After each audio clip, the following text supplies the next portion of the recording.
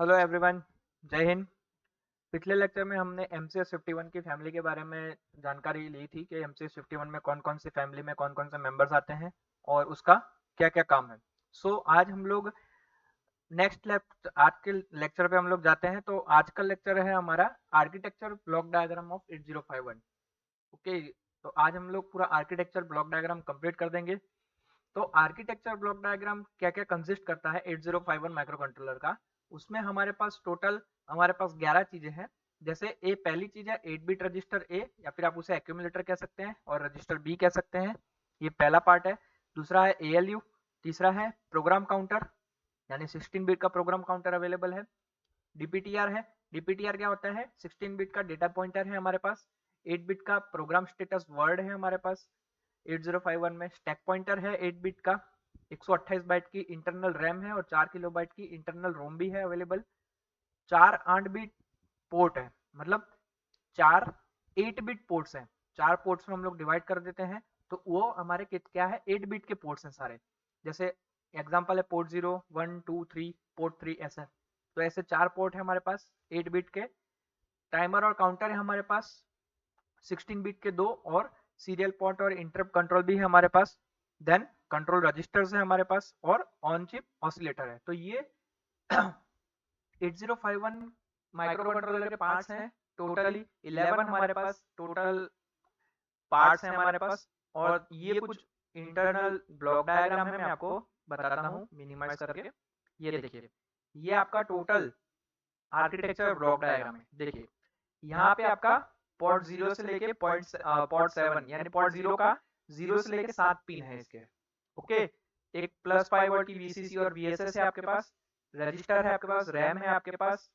Okay, 8 bit की आपके पास बस है। देन आपका यहाँ पे पोर्ट 2 है पोर्ट 0 के बाजू में। देन यहाँ पे नीचे आपका पोर्ट 3 है और यहाँ पे आपका पोर्ट 1 है। तो ये 4 पोर्ट हो चुके हैं हमारे। देन उसके बाद हमारे पास प्रोग्राम काउंटर है। ये रहा आपका प्रोग्राम काउंटर और ये रहा आपका डेटा पॉइंटर DPTR।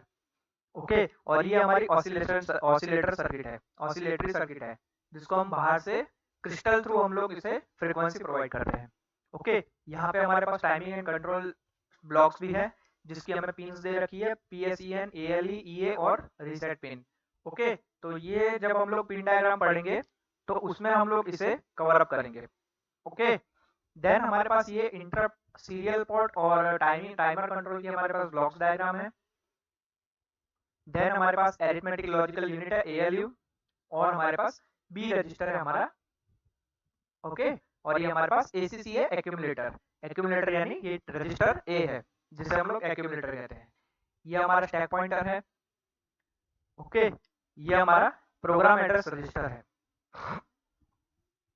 ओके, ये हमारी रैम रोम है जो हमारी अवेलेबल है ब्लॉक डायग्राम में। तो ये था हमारा 8051 माइक्रो कंट्रोलर का block diagram.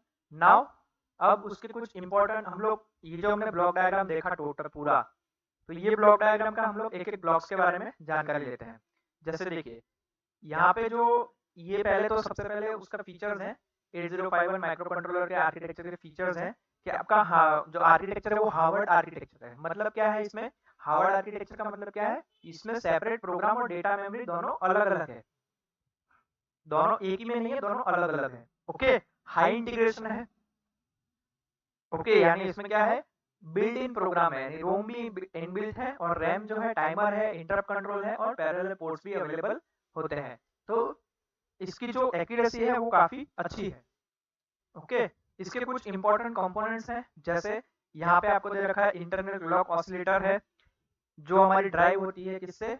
External crystal oscillator से। जैसे मैंने आपको यहाँ पे फिगर में बताया है कि XTAL1 और XTAL2, तो ये जो है आपका उसके बीच में आपका एक क्रिस्टल होता है जिससे हम लोग इसकी फ्रीक्वेंसी को कंट्रोल करते हैं। ओके, ऑसिलेटरी सिस्टम की फिक्सन फ्रीक्वेंसी को हम लोग यहाँ पे कंट्रोल करते हैं ब्लॉक से। ओके, दूसरा है हमारा कोर MCS 51 CPU। यानी क्या है ये, कि जो आपके प्रोसेसर है वो आपकी जो भी MCS 51 की जो फैमिली है उसकी जो भी इंस्ट्रक्शन सेट है, जो भी इंस्ट्रक्शन है वो उसे एग्जीक्यूट करता है। सिंपल ये MCS 51 का एक फैमिली का हिस्सा है। ओके, देन तीसरा कंपोनेंट क्या है? इंटरप्ट कंट्रोल लॉजिक है इसमें अवेलेबल।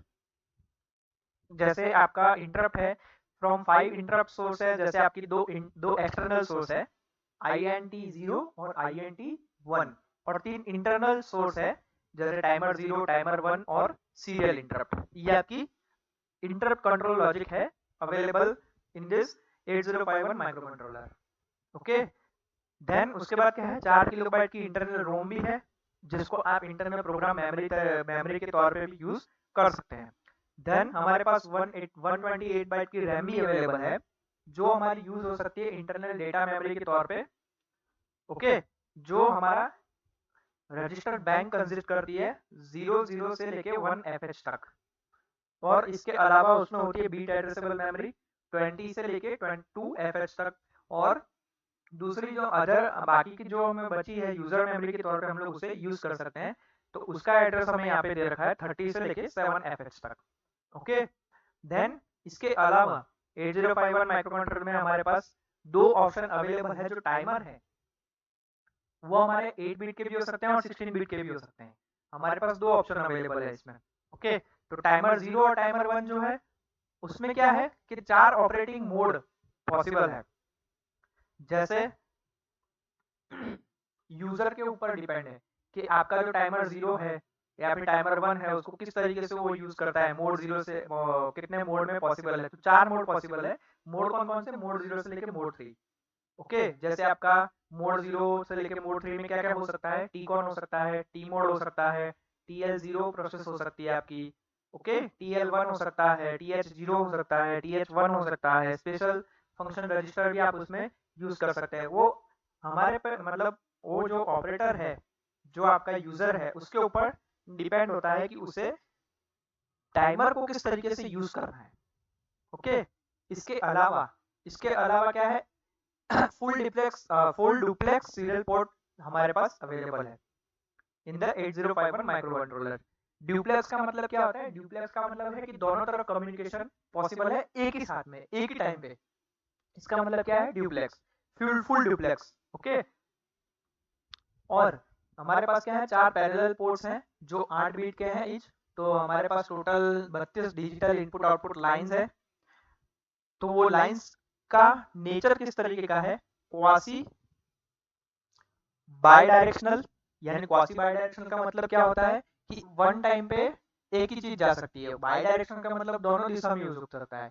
इनपुट के तौर पे भी यूज कर सकते हैं हम उसे, और उसे आउटपुट के तौर पे भी हम लोग उसे यूज कर सकते हैं। और क्वासी का मतलब क्या है, एक टाइम पे एक ही चीज हो सकती है। मतलब अगर एक टाइम पे आपका इनपुट हो रहा है तो इनपुट ही होगा, और दूसरे टाइम पे अगर आपका आउटपुट हो रहा है तो आउटपुट ही होगा। तो इसका मतलब होता है क्वासी। ओके, देन उसे हम लोग जनरल पर्पस के तौर पे भी यूज कर सकते हैं। ओके, और ये जो हमारे जो 4 पैरेलल पोर्ट्स हैं वो हमारे कैसे एक्सेस होते हैं, by the SFR special function register से यूज एक्सेस होते हैं। ओके, और जो बस कंट्रोल लॉजिक है वो हमारी बस की ऑपरेशंस को कंट्रोल करता है और हेल्प करता है 8051 की एक्सटर्नल मेमोरी को एक्सेस करने में। ओके, तो ये कुछ फीचर्स थे 8051 के। नाउ हम लोग ब्लॉक्स पे आ जाते हैं। जैसे पहला ब्लॉक है हमारा arithmetic and logical unit. Simple है, जो हमने 8085 माइक्रो प्रोसेसर में जो एरिथमेटिक और लॉजिकल का हमारा यूज था वही यूज हमारा यहाँ पे ALU का 8051 माइक्रो कंट्रोलर में है।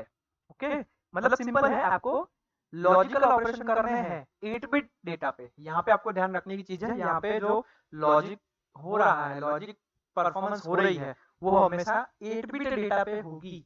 अरिथमेटिक लॉजिक यूनिट आपका 8 बिट डेटा पे ही आपका लॉजिकल या फिर अरिथमेटिक ऑपरेशन करेगा। अरिथमेटिक ऑपरेशन कौन कौन से हो सकते हैं, एडिशन हो सकता है, सब्ट्रैक्शन हो सकता है, मल्टीप्लिकेशन भी हो सकता है, और डिवीजन भी हो सकता है। और लॉजिकल ऑपरेशन कौन कौन से हो सकते हैं, आपका एंड हो सकता है, और हो सकता है, एक्सऑर हो सकता है, कॉम्प्लीमेंट भी हो सकता है। ओके, तो ये था अरिथमेटिक और लॉजिक यूनिट का फंक्शन। नाउ दूसरा ब्लॉक है हमारा ऑसिलेटर और क्लॉक सर्किट। तो 8051 की जो ऑसिलेटर होती है वो ऑन चिप ऑसिलेटर होती है, लेकिन उसे एक्सटर्नल क्लॉक की जरूरत होती है। क्यों एक्सटर्नल क्लॉक, क्योंकि फ्रीक्वेंसी हमें प्रोवाइड करनी पड़ती है इसीलिए।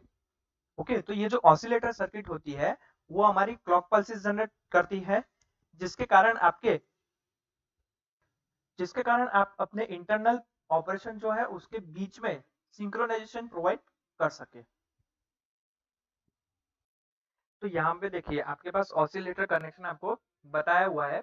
जैसे देखिए यहाँ पे जो पिन है आपके पास XTAL2 और XTAL1, उसके बीच में हमने एक तरीके का यहाँ पे क्रिस्टल लगा रखा है और उसको कनेक्ट कर रखा है हमने कैपेसिटेंस से, जिसका वैल्यू हमें दे रखी है 30 पिकोफैरड और 30 पिकोफैरड। ओके, तो जिस अकॉर्डिंग आपको आपकी फ्रीक्वेंसी आपको प्रोवाइड करनी है तो उसके अकॉर्डिंग आप क्रिस्टल रखेंगे और उसके अकॉर्डिंग ही आप उसे कैपेसिटर के साथ कनेक्ट करेंगे। तो हमारा जो हमें जो फ्रीक्वेंसी हमें देनी है एक्सटर्नली तो हमें प्रोवाइड कर सकते हैं। ओके, और नॉर्मली जो ये क्रिस्टल यूज होता है वो हमारा क्वार्ट्ज क्रिस्टल होता है। देखिए यहाँ पे आपको दिखा रखा है क्वार्ट्ज क्रिस्टल, ये जो आपका क्रिस्टल है वो आपका क्वार्ट्ज क्रिस्टल होता है। ओके, और जनरली हमारे कैपेसिटर जो होते हैं वो 30 पिकोफैरड के ही होते हैं। ठीक है, तो ये आपका कनेक्शन है एक्सटर्नल क्रिस्टल का जो हमारे 8051 के साथ कनेक्शन होता है। ओके, तो देखिए यहाँ पे जो आपके अकॉर्डिंग टू आपके मैन्युफैक्चरर जो डिजाइन की जाती है आपके माइक्रो कंट्रोलर, उसकी फ्रीक्वेंसी की रेंज कहाँ से कहाँ होती है? उसकी फ्रीक्वेंसी की रेंज आपकी होती है 1 मेगाहर्ट्ज से 16 मेगाहर्ट्ज, जैसे आपको यहाँ पे फिगर में बताया हुआ है। क्लॉक सिग्नल से आपको उसे ड्राइव करना होता है। ठीक है, तो डिफरेंट डिफरेंट आपको 3 पोजीशन दे रखी है, तो उसके अकॉर्डिंग आप उसे डिजाइन कर सकते हैं। ओके, तो ये जो डिजाइन है वो आपके मैन्युफैक्चरर पे डिपेंड है कि आपका मैन्युफैक्चरर कैसे उसे डिजाइन करता है। नाउ नेक्स्ट टॉपिक है हमारा general purpose register. Next block general purpose register है। तो 8051 में हमारे पास 6 जनरल पर्पस रजिस्टर यूज होते हैं। जैसे पहला रजिस्टर है हमारा एक्यूमुलेटर, दूसरा है हमारा रजिस्टर बी, तीसरा है प्रोग्राम काउंटर, चौथा है हमारा डेटा पॉइंटर, पांचवा है हमारा स्टैक पॉइंटर और छठा है हमारा फ्लैग रजिस्टर PSW, जिसे हम लोग PSW कहते हैं।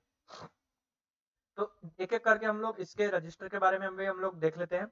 जैसे आपका एक्यूमुलेटर है, तो एक्यूमुलेटर जो है वो आपका क्या है, 8 बिट का होता है और उसके जो स्पेशल फंक्शन रजिस्टर का एड्रेस क्या होता है उसका E0H, और ये आपका एक तरीके का बीट एड्रेसेबल रजिस्टर है। ओके, साइज तो आपको मैंने यहाँ पे ऊपर बताई थी, 8 बिट का होता है। स्पेशल फंक्शन रजिस्टर का उसका एड्रेस होता है E0H और बीट एड्रेसेबल रजिस्टर है। फंक्शन क्या है उसका कि आपका एक मोस्ट वर्सेटाइल, या फिर आप कह सकते हैं कि वो ऑपरेंड को होल्ड, सोर्स ऑपरेंड को होल्ड करता है और जो भी आपका एरिथमेटिक ऑपरेशन हुआ या फिर लॉजिकल ऑपरेशन हुआ उसका जो भी रिजल्ट है उसे रिसीव करता है। ओके, तो ये उसके फंक्शंस है एक्यूमुलेटर के। यूज कहाँ होता है? यूज ऐसा होता है कि उसको डेटा ट्रांसफर करने के लिए यूज होता है बिटवीन द एक्सटर्नल मेमोरी और इंटरनल पार्ट्स के बीच में। ओके, और भी फंक्शंस है, जैसे आपका रोटेट करना है किसी चीज को स्वैप करना है, तो इस फंक्शन में भी आपका एक्यूमुलेटर यूज होता है। लेकिन इसमें क्या है कि आपका स्पेसिफिकली आपको एक इंस्ट्रक्शन यूज करनी पड़ती है जिससे हमारा रोटेट या फिर स्वैप फंक्शन अवेलेबल होता है एक्यूमुलेटर में। ओके, और रजिस्टर बी के साथ भी इसका यूज होता है फॉर दी मल्टीप्लीकेशन और डिवीजन ऑपरेशन। ओके, नाउ दूसरा रजिस्टर है हमारे पास बी रजिस्टर। ये भी आपका 8 बिट का होता है और उसका स्पेशल फंक्शन रजिस्टर का एड्रेस क्या है F0H। एक्यूमुलेटर का क्या है E0H और इसका है F0H। तो फंक्शन और यूज क्या है उसका? रजिस्टर बी जो यूज होता है वो ए रजिस्टर के साथ यूज होता है। जैसे आपका ए रजिस्टर यूज होता है, एक्यूमुलेटर यूज होता है आपका मल्टीप्लिकेशन के लिए और डिवीजन ऑपरेशन के लिए, वैसे ही आपका बी रजिस्टर भी आपका मल्टीप्लिकेशन और डिवीजन ऑपरेशन के लिए यूज होता है। दूसरी जो इंस्ट्रक्शन होती है वो हमारे स्क्रैच पैड पे रजिस्टर, यानी उसमें क्या होता है कि कोई दूसरा फंक्शन आपका किसी भी लोकेशन के लिए दूसरा फंक्शन आपका यूज नहीं होता है, एक स्पेसिफिक लोकेशन के लिए एक स्पेसिफिक फंक्शन यूज होता है, वो भी काम कौन करता है? बी रजिस्टर करता है। ओके, ऐसे बात तो आपको पता ही है F0H, और ये भी आपका बीट एड्रेसेबल रजिस्टर है।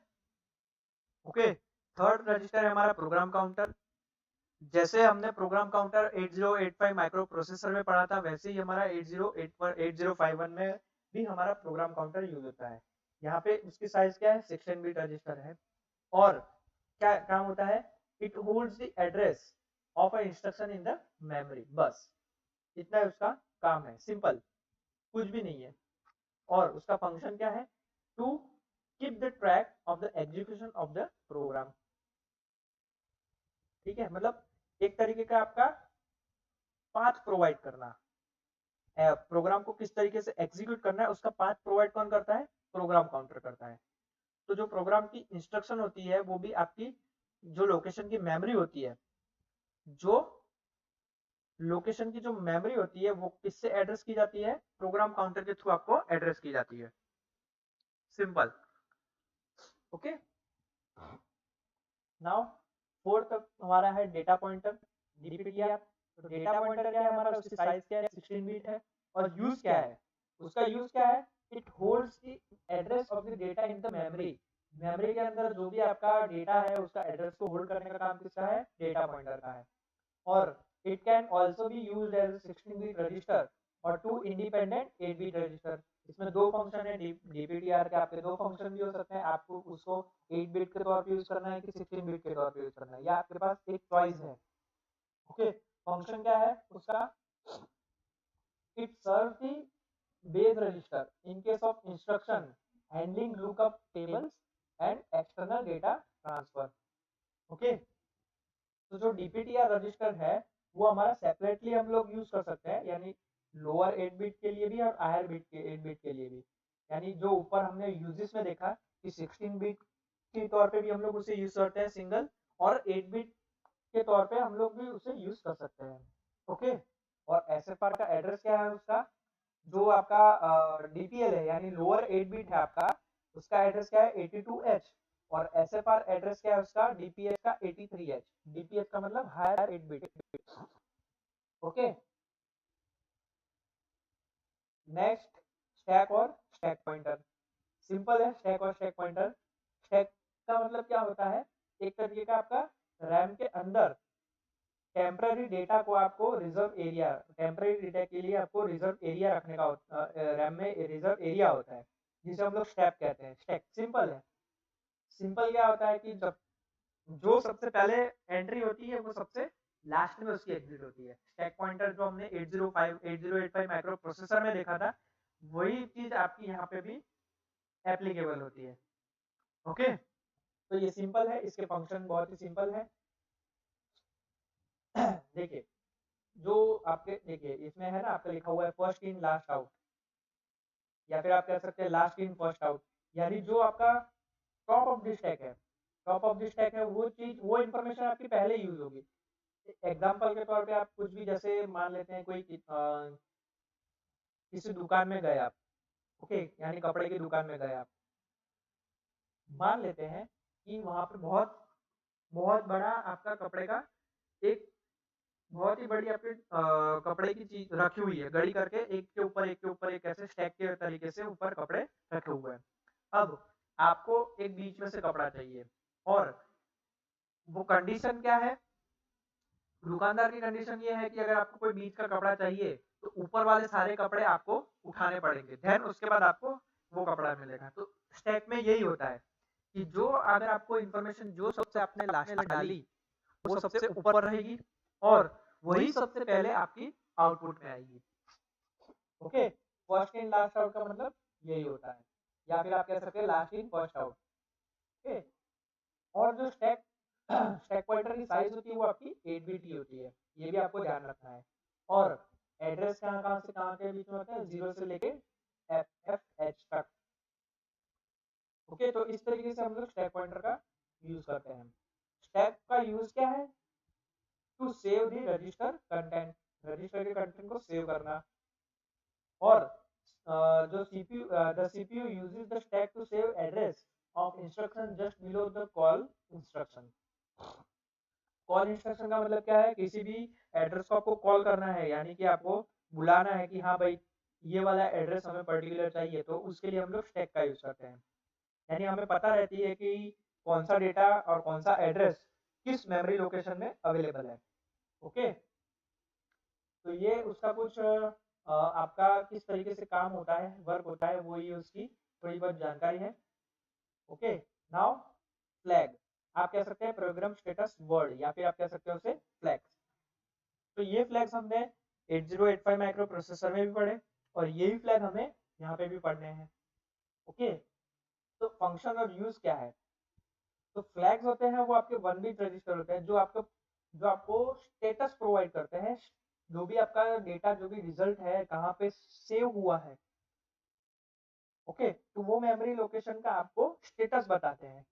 तो इसके लिए हम लोग फ्लैग यूज कर सकते हैं, फ्लैग यूज करते हैं। ओके, इसकी साइज क्या होती है? इसकी साइज होती है आपकी 8 बिट की, और इसका एड्रेस क्या है? स्पेशल फंक्शन रजिस्टर में इसका एड्रेस है D0H, और ये भी आपकी बीट एड्रेसेबल होती है। ओके, यहाँ पे जो आपके PSW है वो आपके कौन कौन से फ्लैग कंटेन करती है? एक तो मैथ फ्लैग यूजर, एक होता है आपका प्रोग्राम फ्लैग, और एक होता है आपका register select bits that identify the register bank that is currently in use. तो जो हमने वहां पे 8085 में पढ़ी थी वही हमारे यहाँ पे भी है। जैसे आपकी कैरी फ्लैग हो गई, यानी CY फ्लैग हो गया, फिर आपका ऑक्सिलरी कैरी फ्लैग हो गया, ये ओवरफ्लो फ्लैग हो गया, ये पैरिटी फ्लैग हो गया। तो ये जो फ्लैग हमने वहां पे पढ़ी थी, ये सारी फ्लैग हमारी यहाँ पे भी अवेलेबल है। ओके, देखिए, ये देखिए उसका स्ट्रक्चर है आपका, ये आपका लोअर सिग्निफिकेंट बीट है आपका LSB। तो LSB में हमारा B0 से लेके B7 तक हमारे पास 8 बिट का जो हमारे पास जो प्रोग्राम स्टेटस वर्ड है वो अवेलेबल है, जिसमें फ्लैग्स अवेलेबल है। तो पहले नंबर पे B0 पे हमारे पास पैरिटी फ्लैग है, B1 पे हमारे पास कुछ भी नहीं है, जो B2 है वो हमारा ओवरफ्लो फ्लैग है, और B3 और B4 यानी RS0 और RS1 हमारा क्या, बैंक सिलेक्शन को हमारा, यानी कौन सी बैंक रजिस्टर हमारी यूज हो रही है एट अ टाइम, वो हमारा कौन डिसाइड करता है? वो B3 और B4 हमारा डिसाइड करता है। जैसे RS1 और RS0 अगर हमारे जीरो है तो बैंक जीरो सिलेक्टेड, 01 है अगर, तो इसका मतलब क्या है? बैंक 1 हमारी यूज में है। 10 है तो इसका मतलब क्या है? बैंक 2 हमारी यूज हो रही है, और 11 है इसका मतलब क्या हो रहा है कि बैंक 3 हमारी यूज हो रही है। ओके, तो ये RS0 और RS1 का काम क्या है? एट ए टाइम आपकी कौन सी रजिस्टर बैंक यूज हो रही है उसका स्टेटस आपको बताता है। यहाँ पे B5 हमारा F0 है, तो ये क्या है? आपका एक तरीके का यूजर डिफाइंड फ्लैग है, यानी ये यूजर डिफाइन करता है कि किस, ये जो फ्लैग है उसका स्टेटस क्या होगा। देन B6 जो है वो हमारी ऑक्सिलरी कैरी फ्लैग है, ओके, और B7 है हमारी, वो हमारी कैरी फ्लैग है। तो यहाँ पे MSB कौन सी है? 8051 में MSB आपकी कैरी फ्लैग होती है। ओके, तो इस तरीके से हम लोग कैरी फ्लैग का स्टेटस देख के हम लोग कौन सी रजिस्टर बैंक यूज हो रही है, या फिर आपका क्या प्रोसेस अंदर माइक्रो कंट्रोलर में हो रही है, यह हम लोग पता लगाते हैं। Okay, now special function register, जो ये तो हमने पढ़ लिए फंक्शन, जो भी रजिस्टर थे अवेलेबल वो हमने कंप्लीट कर लिया। अब कुछ स्टेटस, कुछ स्पेशल टाइप के रजिस्टर अवेलेबल होते हैं जिसका एड्रेस आपको दे रखा है 80H से लेके FFH तक।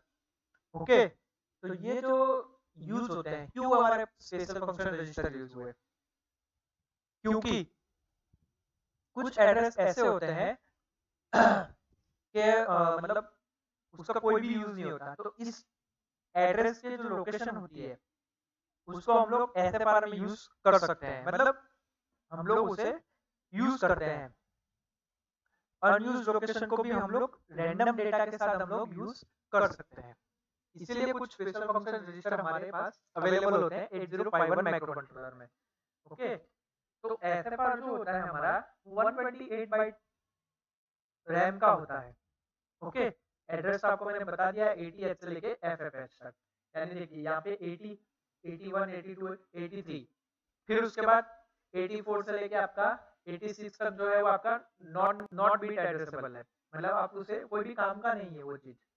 ओके, देन आगे ABCD, फिर 90, 98, 99, A0, A8, B0, B8, D0, E0, F0 और FF। तो इस तरीके से उसका एड्रेस अवेलेबल होता है। जो SFR होती है वो उसकी मेमोरी क्या कंसिस्ट करती है? 21 इंपॉर्टेंट रजिस्टर, जैसे आपका एक्यूमुलेटर हो गया, बी रजिस्टर हो गया, इंटरप्ट कंट्रोल रजिस्टर हो गया, प्रोग्राम स्टेटस वर्ड हो गया, टाइमर काउंटर हो गया, पावर कंट्रोल हो गया, okay, serial input output port हो गया, फिर सीरियल कंट्रोल हो गया। ये सब चीजें कौन कंसिस्ट करता है? Special function memory, special function register हम जिसे कहते हैं। ओके, तो इसमें से कुछ जो रजिस्टर है वो आपके बीट एड्रेसेबल होते हैं। बीट एड्रेसेबल कौन कौन से मैंने आपको बता दिया है। बीट एड्रेसेबल जैसे आपका जो प्रोग्राम स्टेटस वर्ड है ये जो ALU है, ओके। देन उसके बाद आपका टाइमर काउंटर है, इंटरप्ट एक्यूमुलेटर है, रजिस्टर भी है, ये सब आपके बीट एड्रेसेबल है। और बाकी के जो बचे आपके वो आपके बाइट एड्रेसेबल है, ओके। तो SFR में 21 लोकेशन के लिए आपके पास 21 स्पेशल फंक्शन रजिस्टर अवेलेबल हैं, जो आपके 1 बाइट के होते हैं, यानी एक बाइट के होते हैं। आपको यहाँ पे फिगर में पूरा उसका स्ट्रक्चर आपको दिखाया है, देखिए 80 है, उसमें कौन सी पिन यूज हो रही है, P0, फिर SP, फिर डेटा लोअर के लिए आपका डेटा, देन हायर के लिए, then PCON, then TCON, T mode, फिर TL0, TL1, TH0, TH1, ये सब सारी जो कंट्रोल पिन्स हैं, ये सब आपकी कौन सा SFR के लिए यूज हो रही है, वो आपको यहाँ पे फिगर में बताया गया है, ओके। जो आपका प्रोग्राम काउंटर होता है वो आपका SFR का पार्ट नहीं होता है, यानी स्पेशल फंक्शन रजिस्टर का पार्ट नहीं होता प्रोग्राम काउंटर, क्योंकि प्रोग्राम काउंटर में क्या होता है कि इंटरनल रैम की जो एड्रेस होते हैं वो अवेलेबल नहीं होते हैं, ओके। तो SFR जो है वो आपका किस तरीके से आपको उसे डिनोट करना है, तो उसके एड्रेसेस के थ्रू आपको डिनोट करना है। जैसे यहाँ पे एग्जांपल दिया हुआ है 0E0H, 87H, ओके। तो 87H क्या है आपका, कौन सी पिन है आपकी, PCON पिन है, ओके। 90H हो गया, तो 90H आपका कौन सी पिन है, पोर्ट 1 है आपका, P1 है। तो ये जो पिन है उसको हम लोग डिनोट करते हैं उसके एड्रेस से, जिससे हमें पता चलती है कौन सा चीज और कौन सी पिन हमारी यूज हो रही है, ओके। तो ये था हमारा स्पेशल फंक्शन रजिस्टर। नाउ ये टॉपिक हम लोग कंप्लीट करते हैं। तो हमने पूरा आर्किटेक्चर ब्लॉक डायग्राम आज हमने कंप्लीट कर लिया है। सो नेक्स्ट लेक्चर में हम लोग पिन डायग्राम 8051 माइक्रोकंट्रोलर का पिन डायग्राम हम लोग यहाँ कवर अप करेंगे, ओके।